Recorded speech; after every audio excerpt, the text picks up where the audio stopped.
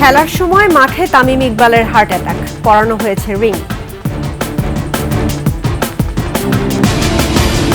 Check প্রতারণার মামলায় সাকিব আল হাসানের সব সম্পদ জব্দের নির্দেশ। দীর্ঘ প্রতীক্ষার অবসান, চট্টগ্রাম সন্দ্বীপ রুটে প্রথম সমুদ্র ফেরি চালু।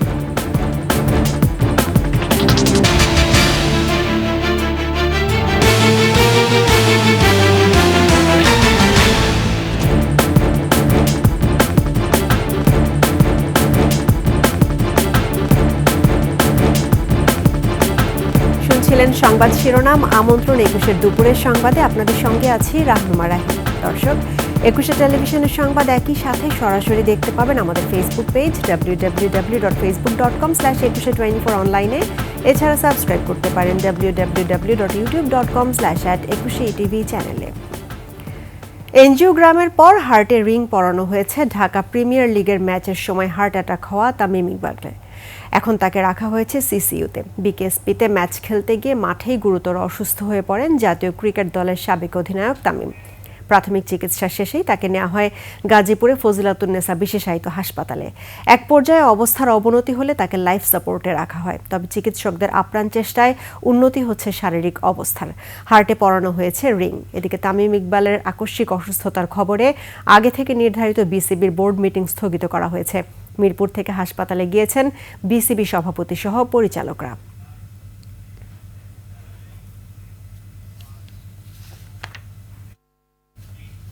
4,14,00,000 টাকার দুটি চেক প্রতারণার মামলায় সাবেক এমপি ও ক্রিকেটার সাকিব আল হাসানের সম্পদ ক্রোকের আদেশ দিয়েছেন আদালত। ঢাকার চিফ মেট্রোপলিটন ম্যাজিস্ট্রেট আদালতের বিচারক ACMM জিয়াদুর রহমান আদেশ দেন। এর আগে এই মামলায় গত 19 জানুয়ারি সাকিব আল হাসানের বিরুদ্ধে গ্রেফতারি পরোয়ানা জারির আদেশ দেওয়া হয়। আদেশে প্রতিবেদন জমা দেওয়ার দিন আজ ধার্য করা হয়েছিল। সে অনুযায়ী আসামিকে গ্রেফতার করা যায়নি বলে পুলিশ আদালতকে জানালে সম্পদ ক্রোকের আদেশ দেন বিচারক। এর আগে চেক প্রতারণার অভিযোগে গত 15 ডিসেম্বর সাকিব আল হাসান সহ 4 জনের বিরুদ্ধে মামলা করেন IFIC ব্যাংকের জনসংযোগ কর্মকর্তা সাহিবুর রহমান।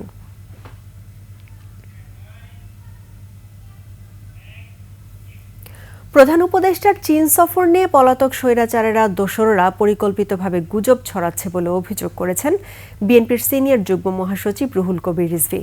সকালে নয়াপল্টনে দলের কেন্দ্রীয় কার্যালয়ে জরুরি সংবাদ সম্মেলনে স্বাধীনতা দিবস উপলক্ষে 2 দিনের দলীয় কর্মসূচিরও ঘোষণা দেন রিজভী। পবিত্র ঈদ উল ফিতরে আইন শৃঙ্খলার পরিস্থিতি নিয়ে এদেশের মানুষ এখনো উদ্বিগ্ন।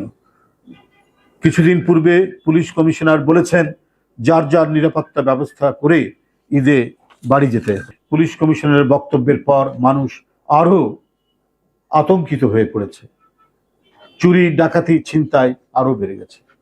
পুলিশ কমিশনার তো ওনার প্রধান দায়িত্ব হচ্ছে কি মানুষের মধ্যে নিরাপত্তা বোধ সঞ্চার করা।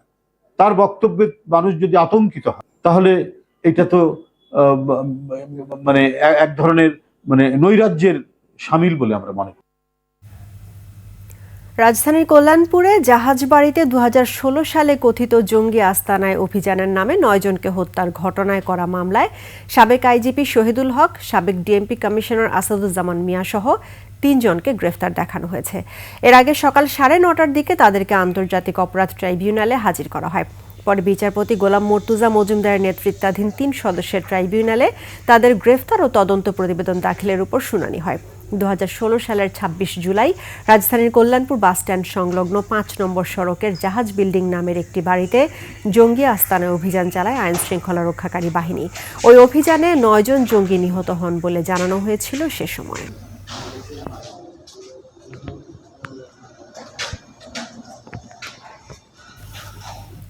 অবশেষে স্বপ্ন পূরণ হলো সন্দ্বীপবাসীর।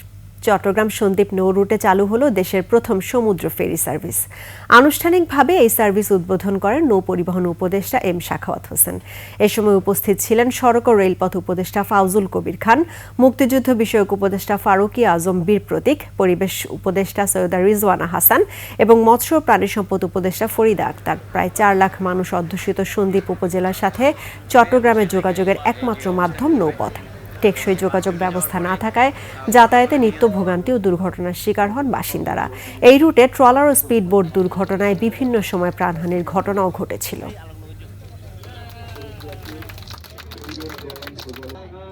সন্দীপের মাটিতে এই দিন আর কখনো আসবে বলে আমার মনে হয় না।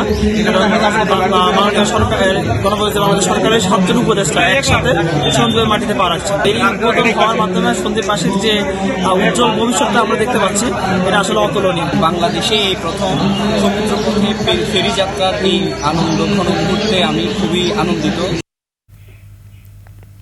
ঈদযাত্রার প্রথম দিনে অনেকটাই নির্বিঘ্নে বাড়ি ফিরছেন ঢাকাবাসী। যাত্রী কম থাকায় ভোগান্তি নেই বললেই চলে, তবে কর্তৃপক্ষ বলছে 27 বা 28 মার্চ থেকে বাড়তে পারে চাপ। এদিকে এবারে সব ট্রেন ছাড়বে কমলাপুর থেকে। এরশাদ হোসেনের ক্যামেরায় বিস্তারিত জানাচ্ছেন সুমাইয়া খান। আসন্ন ঈদ উল ফিতর উপলক্ষে আজ থেকে শুরু হয়েছে ঘরমুখো মানুষের যাত্রা। রাজধানী ঢাকা ছাড়তে শুরু করেছে লাখো লাখো মানুষ। এবারের ঈদ যাত্রা স্বস্তিদায়ক হবে নাকি দুর্ভোগের, সেটাই বড় প্রশ্ন।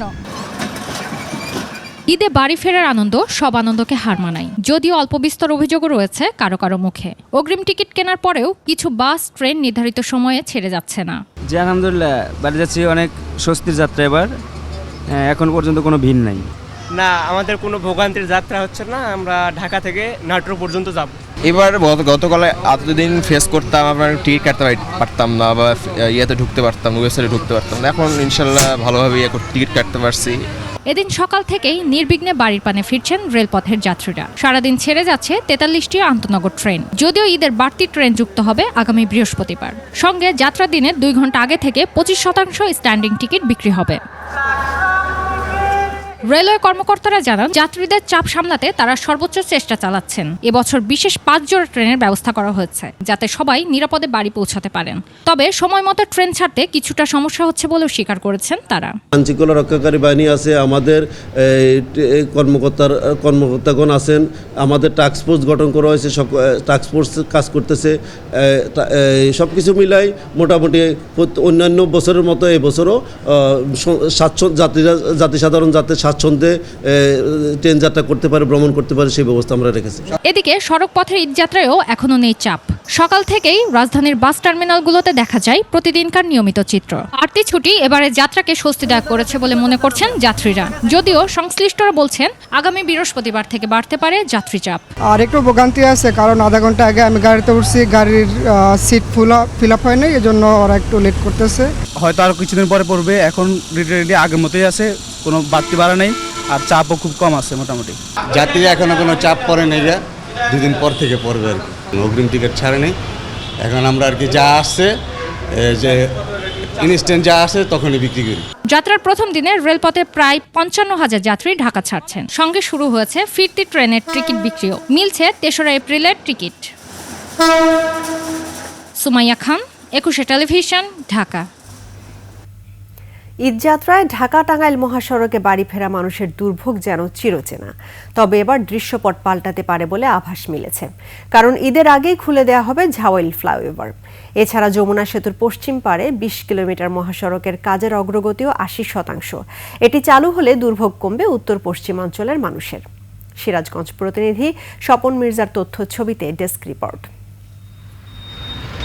11,881 কোটি টাকায় South Asian sub regional economic cooperation SASEC 2 প্রকল্পের আওতায় দেশি বিদেশি 5টি ঠিকাদারি প্রতিষ্ঠান এলেঙ্গা হাটিকুমরুল রংপুর 190 কিলোমিটার 4 লেন মহাসড়ক নির্মাণ করছে। এর মধ্যে 793 কোটি টাকায় 2019 সালের এপ্রিল থেকে 6 নম্বর প্যাকেজে বঙ্গবন্ধু সেতু পশ্চিম গোল চত্বর থেকে হাটিকুমরুল পর্যন্ত 19.8 কিলোমিটার রাস্তা 2022 সালের এপ্রিলে শেষ হওয়ার কথা ছিল। নানা কারণে তৃতীয় দফা মেয়াদ বাড়িয়ে চলতি বছরের জুনে কাজ শেষ করতে জোরে সোরে চলছে কর্মযজ্ঞ। ঈদযাত্রায় উত্তর পশ্চিমাঞ্চলের 22 জেলার অন্যতম গুরুত্বপূর্ণ এ মহাসড়কে ভোগান্তি এড়াতে ঝাওয়েল ফ্লাইওভার খুলে দেওয়ার প্রক্রিয়া সহ অন্যান্য কাজ দ্রুত এগিয়ে চলছে।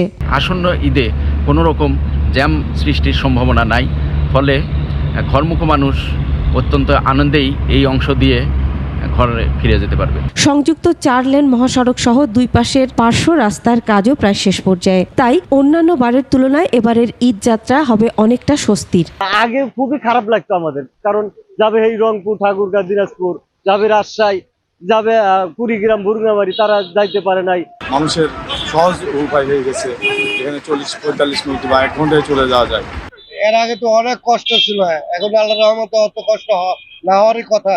রাস্তা অনেক বড় হয়ে গেছে। যদি হাইওয়ে রোড, যদি এই যে ছোট easy bike, auto, van, CNG, এগুলো অবৈধ পার্কিং, এগুলো যদি বন্ধ না হয় তাহলে যানজটের আশঙ্কা করা যায়। রাস্তায় এপার ওপার হওয়ার জন্য একটু জাম আছে, রাস্তাটা বর্তমানে দেখি 4 লেন হওয়ার পরে কোনো রাস্তার জাম নাম নেই। এদিকে ঈদের সময় মহাসড়কে যানজট নিয়ন্ত্রণ ও নিরাপদ রাখতে পুলিশ এখন থেকেই প্রস্তুতি নিয়েছে। তবে নিরাপত্তা এবং এই নির্বিঘ্ন যাতায়াত করার জন্য হাইওয়ে পুলিশের পক্ষ থেকে সর্বোচ্চ সহযোগিতা করা হবে এবং আমরা এক্ষেত্রে 3 স্তরের নিরাপত্তা ব্যবস্থা নিশ্চিত করব।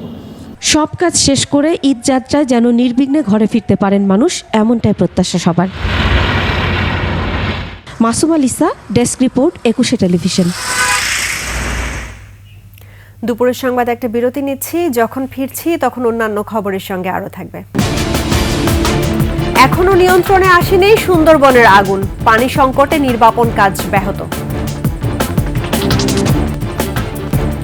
আমন্ত্রণ আবারও দুপুরের 21 সংবাদে। 28 ঘন্টা পেরিয়ে গেলেও পুরোপুরি নিয়ন্ত্রণে আসেনি সুন্দরবনের ধনসাগর স্টেশনের 23-এর ছিলা ও শাপলার বিল এলাকার আগুন। ভাটার কারণে নদী শুকিয়ে যাওয়ায় পানি সংকটের কথা জানিয়েছে ফায়ার সার্ভিস। তবে বন বিভাগ ও স্থানীয় স্বেচ্ছাসেবকদের নিয়ে রোববার রাতভর চেষ্টা চালায় তারা। বাগেরহাট থেকে মাইনুল ইসলামের তথ্য ছবিতে ডেস্ক রিপোর্ট। রোববার স্থানীয়দের খবরে ড্রোনের মাধ্যমে সুন্দরবনের গহীনে আগুন শনাক্ত করে বন বিভাগ। এলাকাটি দুর্গম হওয়ায় তাদের সেখানে পৌঁছতে অনেক সময় লেগে যায়। এরই মধ্যে পুড়ে ছাই হয়ে যায় বহু এলাকা। 2 দিন বা 3 দিন ধরে আমরা কাজ করতেছি সুন্দরবনে। আমাদের ফরেস্টের সাথে আমরা যৌথভাবে কাজ করি। আমরা গতদিন থেকে বিটিআরটি, সিপিজি এবং ফায়ার সার্ভিস সবাই একযোগে কাজবাজ করে একদম সুন্দরবনে আগুন বর্তমানে নিয়ন্ত্রণে নিয়েছে। আগুন নিয়ন্ত্রণে ভিটিআরটি, সিপিজি, টাইগার টিমের সদস্যদের নিয়ে সেখানে ফায়ার লাইন তৈরি করে বন বিভাগ। তবে ভাটার কারণে গতকাল বিকেল পর্যন্ত পাম্প বসানো এবং পানি দেওয়ার ব্যবস্থা করা যাচ্ছিল না। তার উপর অত্যধিক চাপ ও বাতাসের বেগের কারণে দ্রুত ছড়াতে থাকে আগুন। এখানকার মূল সমস্যা হচ্ছে পানি, ভুলা নদীতে যে পানির সোর্সটা, এই সোর্সটা ভাটার জোয়ার ভাটার উপরে নির্ভরশীল। এখানে পানি খুব কম পরিমাণে পাওয়া যায় এবং সর্বোচ্চ 2 থেকে 2.5 ঘন্টা পর্যন্ত পানি চলে। তো মাঝে মাঝে আমাদের মেশিনও কিছুটা কাজ করতেছিল না, যার কারণে আমরা বাধার সম্মুখীন হয়েছি। এর মধ্যে পানি ছিটিয়ে আগুন নিয়ন্ত্রণের কাজ চলতে থাকে। কেউ কাঁচা গাছের ডাল কেটে পিটিয়ে আগুন নির্বাপনের চেষ্টা করেন, আবার কেউ ধোঁয়া ওঠা জায়গা পাড়ি দিচ্ছেন। তবে শেষ খবর পর্যন্ত বিভিন্ন স্থান থেকে সুপ্ত আগুন জ্বলে উঠছে। আমাদের যে পাম্প বা বিভিন্ন ডেলিভারি হুস যে আনুষঙ্গিক মালামাল আছে, সেগুলো এখানে নিয়ে আসতে গেলে নদী পথ ছাড়া যে মরা ভোলা যে খাল আছে, সেই খাল দিয়ে নৌকা দিয়ে নিয়ে আসতে হবে। কিন্তু যখন আমরা এখানে আসলাম, এসে দেখি যে নদীতে পানি নাই, কারণ তখন ভাটার সময় ছিল। তখন জোয়ারের জন্য আমাদের অপেক্ষা করতে হলো। খাল থেকে 3 কিলোমিটার ভিতরে আমরা আগুনটা দেখতে পাই। তো 3 কিলোমিটারের লাইন আমাদের কমপ্লিট করতে হয়েছে ডেলিভারি হোজ কানেক্ট করে করে। এতে করে আমাদের অনেক সময় লাগে। আগুনের ঘটনাস্থল থেকে পানির উৎস মরা ভোলা নদী প্রায় 3 কিলোমিটার দূরে হয় পানি ছিটাতে বেগ পেতে হচ্ছে বলে জানায় ফায়ার সার্ভিস। রাত 8:30টার পর সেখানে পানি দেওয়া শুরু হলেও ভাটার কারণে ব্যাহত হয়। এজন্যই কতক্ষণে আগুন পুরোপুরি নিয়ন্ত্রণে আসবে তা বলতে পারছেন না তারা। Masuma Lisa, desk report, 21 television. আর এরই সঙ্গে শেষ করছি দুপুরের 21 সংবাদ। তবে যাবার আগে সংবাদ শিরোনামগুলো জানাবো আরও একবার। খেলার সময় মাঠে তামিম ইকবালের হার্ট অ্যাটাক, পরানো হয়েছে রিং। চেক প্রতারণার মামলায় সাকিব আল হাসানের সব সম্পদ জব্দের নির্দেশ। দীর্ঘ প্রতীক্ষার অবসান, চট্টগ্রাম সন্দ্বীপ রুটে প্রথম সমুদ্র ফেরি চালু।